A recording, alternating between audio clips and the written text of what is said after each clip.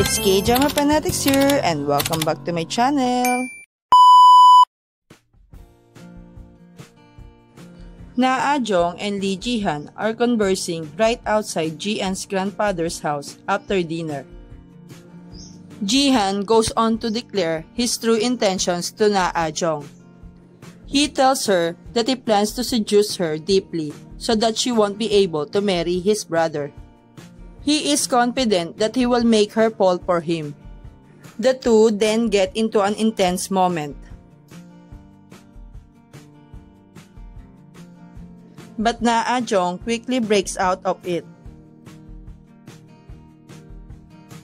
In the meantime, Lee Ji-han and Lee Do-han's grandfather, Yoon Dae-ho, announced in front of other family members that he approves of Lee Do-han and Na Ah-jong's marriage plan.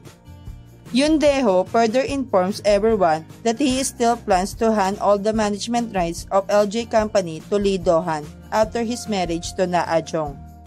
This news majorly upsets Lee Do-han's stepbrothers and sister. Thus, Yoon Dae-ho becomes furious at him and slaps him across the face. Thereafter, to take revenge for what has happened to his brother, Lee Do-han and Lee Ji-han's stepsister, Choi Sung-ah, steps outside and slaps Lee Ji-han. She keeps on lashing out at him until Na Ah-jong stops her. Then, Lee Do-han also stepped outside and he told to Na Ah-jong that their grandfather approves about their marriage plan. This surprised Lee Ji-han. Later on, Lee Ji-han went to Na Ah-jong and asked her on a date. This is to prove how easy it is for him to make her fall for him. Na Ah-jong sees this as a challenge and agrees to go on a date with him. Ji-han flies Na Ah-jong in business class on a flight to Seoul. He takes her to a famous film festival there. The two then go out to watch a film together. It seems like the two are quite comfortable with each other.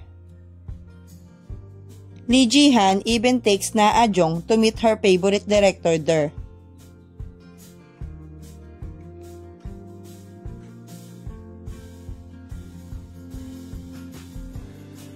During their date, they come across the well-known actress Hong Nari, who has been persistently mean to Na Ah-jong. To teach her a lesson, Lee Ji-han booking hotel room of Nong Hari's choice for Na Ah-jong. The two then have a drinks and food together. They seem to enjoy each other's company.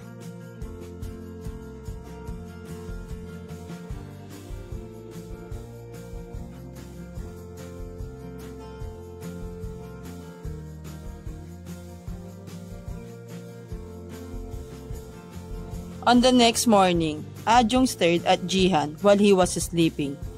She was just looking at the scratch on his face from being slapped, wondering if it would mark his very handsome face. But suddenly, Ji-han woke up.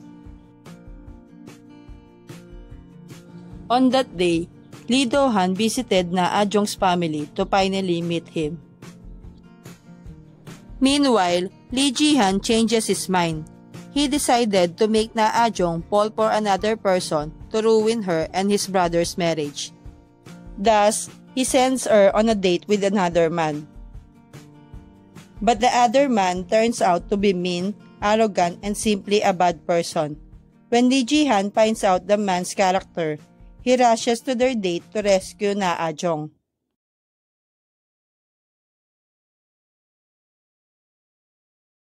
Lee Ji-han runs to find Na Ah-jong. When he reaches there, he sees the man talking all kinds of derogatory things about both Na Ah-jong and him. Lee Ji-han starts to feel extremely uneasy and furious at the man. Then, he goes on to drink a whole bottle of alcohol so that Na Ah-jong does not have to drink it and takes her out of the restaurant. Outside of the restaurant, Ji-han thought that Na Ah-jong mad at him because of the unexpected date. But Na Ah-jong is feeling uneasy to what happened as Ji-han did nothing when the man badmouthed at him. While Lee Ji-han also furious as the man has insulted Na Ah-jong. The episode ends with Lee Ji-han tells Na Ah-jong that he thinks he already like her. He then passes out from all that drinking he did and falls over Na Ah-jong. Thank you for watching. Don't forget to subscribe, like, and share.